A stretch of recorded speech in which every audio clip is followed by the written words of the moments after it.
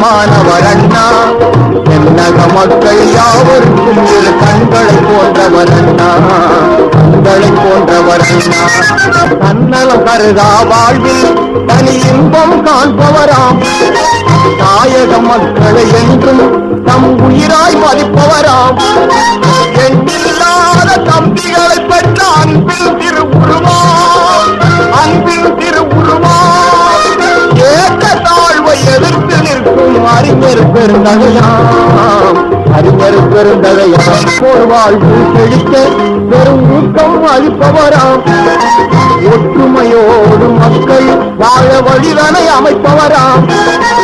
ஏழை எளியோர் சிந்தும் துயர கண்ணீர் துடைப்பவராம், துயர கண்ணீர் துடைப்பவராம்.